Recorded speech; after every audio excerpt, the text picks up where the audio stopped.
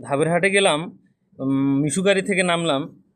মিশুগাড়ি থেকে নামে ভাড়া দিলাম, ভাড়া দিয়ে পিএস হাটিতে গেলাম।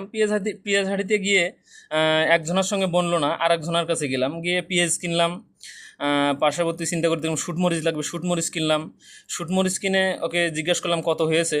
ও দামের কথা বললো। আসলে হিসাবপাতি না বলার কারণে ওর কাছ থেকে ফোনটা নিয়ে সঠিকভাবে হিসাবটা করে ওকে টাকা দিলাম। দিয়ে সিনেমার পোস্টারের দিকে দেখলাম, আগে তো অনেক সিনেমা দেখতাম, এখন একটু সামনের দিকে এগিয়ে যাচ্ছি। দেখি আর কিছু কেনার বাকি আছে কি না।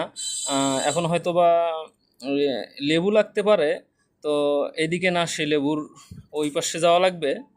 তো এখন আমি একটু হাটের ভিতরের দিকে যাচ্ছি। লেবু পেয়ে গেছি, লেবুওয়ালার সঙ্গে কথা বলি, দেখি লেবুর কি অবস্থা। লেবুওয়ালা চারটার দাম চাইলো 10 টাকা, আমি বললাম যে 6টা দিয়ে দেন, তো লেবুওয়ালা দিল না। এখন একটু অন্য কোথাও যাই। চিন্তায় পড়ে গেলাম যে কি করব আসলে। এখন আমরা আরও সামনের দিকে একটু যাচ্ছি, দেখি আমাদের আরও কি লাগে, একটু যেটা লাগে সেটা একটু নিয়ে নিচ্ছি। আসলে পাশেই এখানে একজন কাজ করতেছে, আমার বন্ধুর লুঙ্গি বিক্রি করে, তার সঙ্গে মত বিনিময় করলাম। আমার এক দোস্তর সঙ্গে মাঝে মধ্যেই গল্প আড্ডা এগুলি নিয়ে সময় পার হয়। ও খুব ভালো একজন মানুষ। আমাদের আরও সামনে যাইতে হবে। গুড় আলার সঙ্গে কথা বললাম হাটের ভিতরে, আজকে হাটের দিন তো আমাদের এখানে বেশ গুড় পাওয়া যায়। তারপরেও একটু গুড়টা নিয়ে দেখলাম, আমার ক্যামেরাম্যানকে দিলাম, দেখি ও খেয়ে দেখ কেমন। তারপরে বাজারে গেলাম, বাজারে গিয়ে দেখলাম আমার বাড়িতে ছোট বাচ্চার জন্য গেঞ্জি লাগবে, প্যান্ট লাগবে। আসলে একটু দেখলাম, পছন্দ হলো। তারপরে ওনার কাছ থেকে 40 টাকা দিয়ে একটা গেঞ্জি একটা প্যান্ট কিনলাম। আরও সামনের দিকে একটু এগিয়ে গেলে আমার আরও একটু কাজ থাকতে পারে। একজন দোকানদারের সঙ্গে দেখা হয়ে গেল। এ, লম্বা কাটাওয়ালা মাছ, কি যেন মাছটার নামের কথা বললো, বুঝতে পারলাম না। আসলে ওনার সঙ্গে কথা বলে অনেক ভালো লাগলো।